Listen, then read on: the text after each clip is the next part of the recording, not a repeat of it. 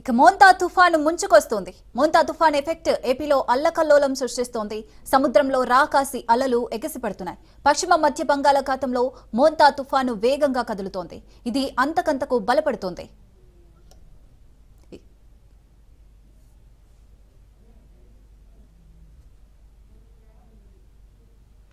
గడిచిన 6 గంటల్లో గంటకు 12 కిలోమీటర్ల వేగంతో కదులుతోంది. ప్రస్తుతానికి మచిలీపట్నంకి 160 కిలోమీటర్లు, కాకినాడకి 240 కిలోమీటర్లు, విశాఖపట్నంకి 320 కిలోమీటర్ల దూరంలో కేంద్రీకృతమైంది. ఈ రోజు రాత్రికి కాకినాడ, మచిలీపట్నం మధ్య తీవ్ర తుఫానుగా తీరం దాటే అవకాశం ఉంది. తీరం దాటే సమయంలో గంటకు 90 నుంచి 110 కిలోమీటర్ల వేగంతో బలమైన ఈదురుగాలులు వీస్తున్నాయి.